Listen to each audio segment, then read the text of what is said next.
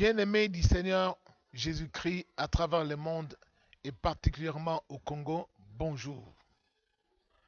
Le Seigneur Jésus-Christ, dont je suis serviteur, m'a confié une fois de plus un message sur le commencement de l'évangile de Jésus-Christ, Fils de Dieu, sur la terre. Mais bien avant d'écouter ce message, je vous invite comme d'habitude à faire avec moi une courte prière. Grand Dieu, nous te bénissons pour ce moment merveilleux que tu nous accordes d'écouter ta parole qui est le pain de vie, qui vivifie nos âmes, ta parole qui nous annonce ton royaume et par laquelle tu as tout créé. Seigneur, donne-nous l'intelligence de comprendre ta volonté pour que ton règne vienne parmi nous sur la terre au nom de Jésus-Christ. Amen. Je disais donc que le Seigneur m'a confié un message sur le commencement de l'évangile de Jésus-Christ sur la terre. L'évangile du Seigneur Jésus-Christ, comme nous allons le remarquer, n'a pas commencé avec le Seigneur lui-même. L'évangile a commencé avec un homme du nom de Jean le Baptiste. Mais avant d'expliquer ce message, nous allons faire la lecture rapide dans l'évangile selon Marc au chapitre 1 du verset 1 à 5.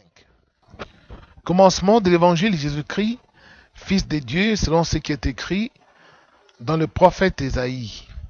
Voici, j'envoie devant toi mon messager pour frayer ton chemin. C'est la voix de celui qui crie dans le désert. Préparez le chemin du Seigneur, rendez droit ses sentiers. Jean parut, il baptisait dans le désert et prêchait le baptême de repentance pour le pardon des péchés. Tout le pays de Judée et tous les habitants de Jérusalem se rendaient auprès de lui et se faisaient baptiser par lui dans le fleuve du Jourdain en confessant leurs péchés. Comme vous venez de le remarquer, l'évangile n'a pas commencé avec le Seigneur Jésus-Christ lui-même, plutôt avec Jean le Baptiste, qui était envoyé comme messager de la part du Seigneur. C'est pour cela, le jour de sa naissance, son papa Zacharie, rempli du Saint-Esprit, avait prophétisé en disant: « Et toi, petit enfant, tu seras appelé prophète du Très-Haut, parce que tu marcheras devant lui pour préparer ses voies, pour enseigner le salut par le pardon du péché. » Donc, en donnant aux hommes la connaissance du salut par le pardon du péché. Et c'est ce que Jean le Baptiste a fait. Souvenez-vous que le Seigneur Jésus-Christ lui-même, rendant témoignage à Jean le Baptiste, dans l'évangile selon Luc au chapitre 7, Jésus dira: de tous ceux qui sont nés des femmes, il n'en a point paru plus grand que Jean le Baptiste. Mais les scribes et les pharisiens, en rejetant le baptême de Jean le Baptiste, ont rendu nul à leur égard les desseins de Dieu. Pourquoi? Parce que les scribes et les pharisiens disaient qu'ils ne pouvaient pas confesser devant un homme. Mais c'était une énorme erreur de leur part. Car ce qui met l'inimitié entre l'homme et Dieu, ou entre les hommes et Dieu, c'est le péché. C'est pourquoi dans Ésaïe 59, il est écrit que ce sont nos péchés qui mettent la barrière entre Dieu et nous-mêmes. À cause de nos péchés, nous sommes éloignés de Dieu et nous ne pouvons pas entrer en communion avec le Seigneur, car Dieu est saint. Il est saint. Pour que Dieu exauce nos prières, nous devons les confesser. Et c'est pour cela, Jean le Baptiste est arrivé avant Jésus-Christ. Et c'est lui qui a commencé l'évangile. Vous voyez, Pourquoi le Seigneur envoie ces messages ce matin? Parce que beaucoup de gens, ils sautent cette étape. Ils ne commencent pas l'évangile au commencement tel que le Seigneur l'a envoyé, mais plutôt, soit ils prêchent la foi, soit ils prêchent la bénédiction, mais ils ne commencent pas l'évangile à tous ses débuts comme le Seigneur l'a envoyé aux hommes sur la terre. Et quand nous embrassons l'évangile au milieu, nous sommes privés de la grâce de Dieu et nous ne pouvons pas contempler la grandeur de Dieu dans nos vies. Nous avons l'impression que Dieu n'existe pas ou Dieu n'agit pas. Parce que Dieu n'exauce pas les pécheurs. Si nous voulons que Dieu exauce nos prières, nous devons confesser. Et c'est pour cela le Seigneur Jésus-Christ, avant de monter au ciel, après sa résurrection, il est apparu à ses disciples. Dans Jean 20, il a soufflé sur eux, il leur a dit, recevez le Saint-Esprit. Ceux à qui vous allez pardonner les péchés, ils leur seront pardonnés. Et ceux à qui vous le retiendrez, ils leur seront retenus. Le pouvoir de pardon des péchés a été donné aux hommes. Non pas n'importe quel homme, mais les disciples. Ceux qui ont suivi les enseignements de Jésus, ceux qui marchaient avec Jésus-Christ. De nos jours, il y a des hommes qui marchent en observant le commandement de Dieu, qui marchent sur le pas du Seigneur Jésus-Christ. Ce sont ces gens-là que le Seigneur a établis dans son Église, auprès desquels on peut confesser les péchés. Mais tout celui qui se réclame venant de Jésus-Christ, vous n'avez qu'à l'observer pour voir s'il a le fruit du Saint-Esprit ou s'il a le fruit de la chair, des œuvres de la chair.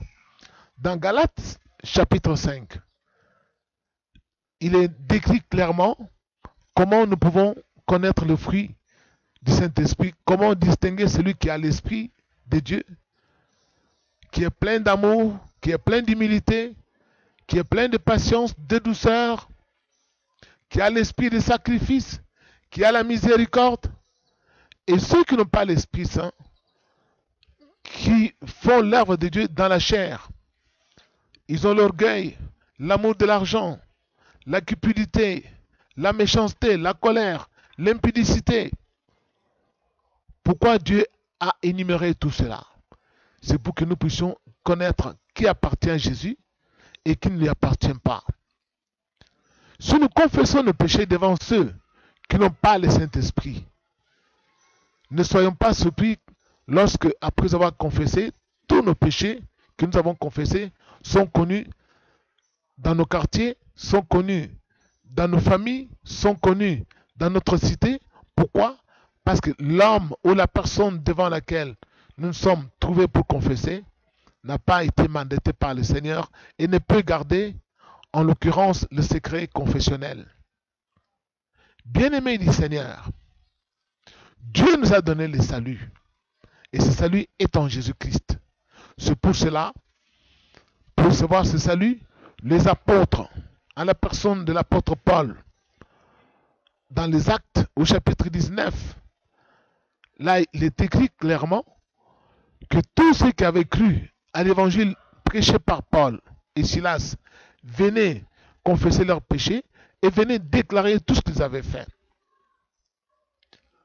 Aujourd'hui, les gens ne confessent plus leurs péchés. Il y en a même des prédicateurs qui enseignent que la confession ne vaut pas la peine.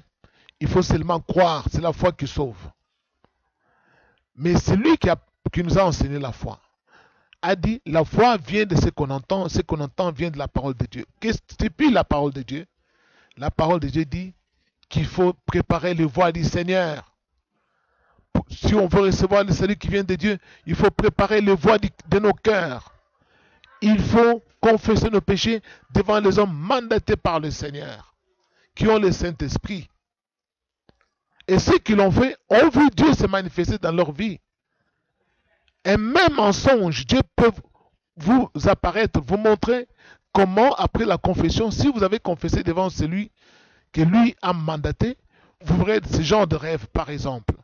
soit vous êtes vêtu de blanc, ou soit vous prenez une douche, vous vous lavez, signe de purification, parce que vous avez confessé vos péchés devant un envoyé du Seigneur, qui a le Saint-Esprit, et qui a demandé pardon à Dieu pour vous.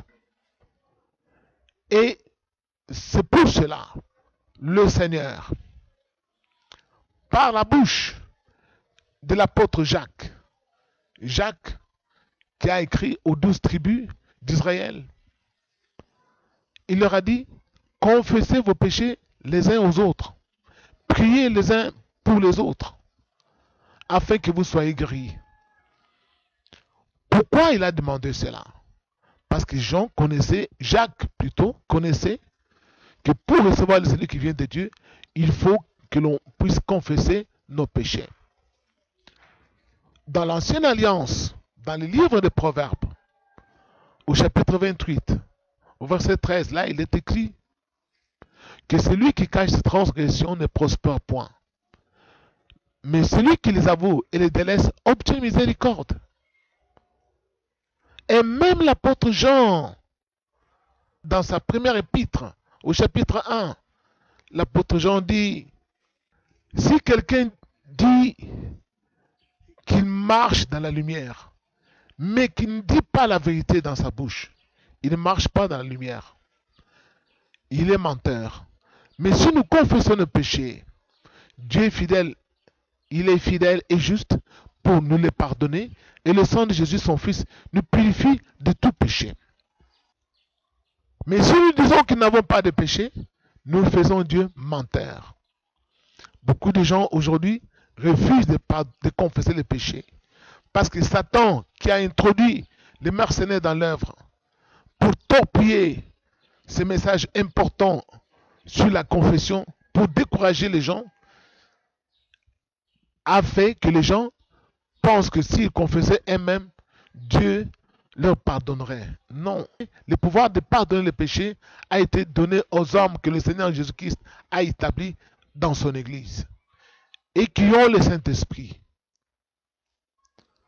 Souvenez-vous du roi David, dans le livre des Psaumes au chapitre 32.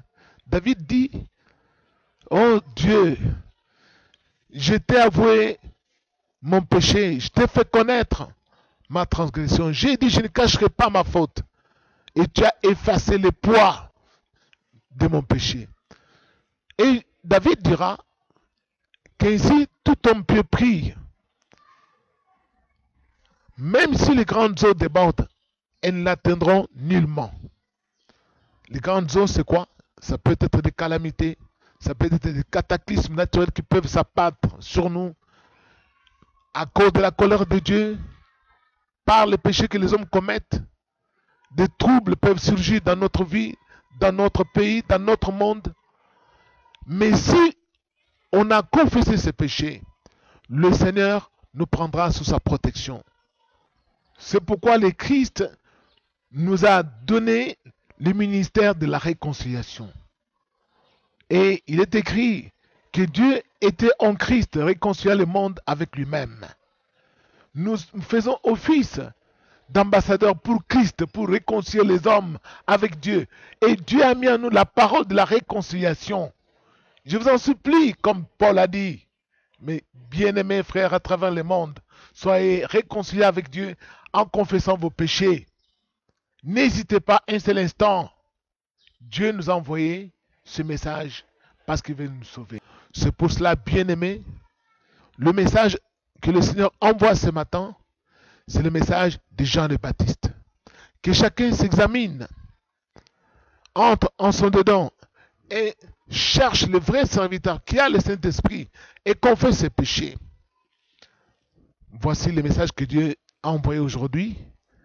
Préparez le voile du Seigneur. Que le Seigneur vous bénisse. Bon dimanche et au revoir.